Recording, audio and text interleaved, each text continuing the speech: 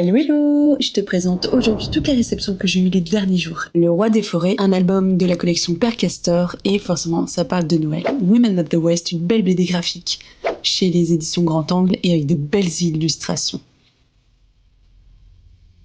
Les profs, un incontournable d'une BD qu'on connaît tous je pense. Si on a envie de rire un peu, c'est le bon moment. Bambou Mag qui vient d'ouvrir et qui a des histoires aussi vraiment sympathiques. Il y a plein de choses intéressantes quand on feuillette.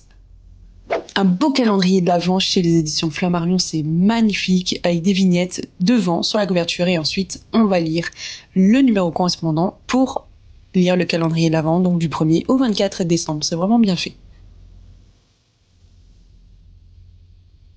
Un autre calendrier de l'Avent chez les éditions Milan et là du coup c'est des vignettes qu'il faut ouvrir chaque jour et on a un mini-livre à l'intérieur, donc c'est un peu différent comme format. C'est vachement beau. Un bon thriller à corps mortel, une histoire qu'on connaît presque tous, La Petite Princesse, avec sa si jolie couverture.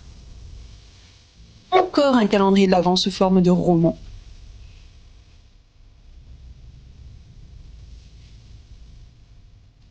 Chaque jour, une petite histoire, jusqu'au 24 décembre.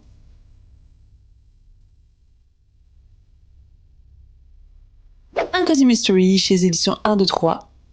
Un livre qui raconte un peu plein d'anecdotes sur les histoires de musique. C'est vachement intéressant. De la cuisine, parce qu'il faut manger aussi. Et des recettes pour toutes les saisons, ça qui est vraiment intéressant. Avec des produits locaux.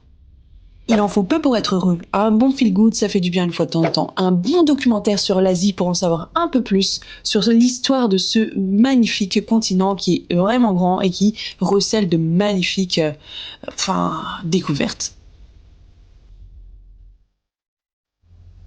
Voilà un petit aperçu. Les jours d'après, aux éditions Perséphone, Ma maman est une pirate, un bel album jeunesse qui raconte un peu le cancer du sein aux enfants, mais de manière vraiment imagée. Le chant des chœurs rebelles aux éditions City qui a l'air vraiment très intéressant. La comtesse de Cara aussi qui est un peu un remake, une réécriture du conte de Monte Cristo, mais avec une héroïne féminine. Mieux comprendre les cancers, donc c'est vraiment toutes les questions qu'on peut se poser et qui sont répondues par un scientifique. Un livre qui parle des prénoms, est-ce que nos prénoms ont une signification? Et un bel album jeunesse, un renard sous les étoiles qui est vraiment beau avec de belles illustrations à l'intérieur, vous allez voir, on fond un peu comme la neige qui fond quand le soleil brille un peu trop fort. C'est vraiment joli et c'est très doux. Et un petit goûter, ça fera du bien. C'était les mots d'or, à très bientôt.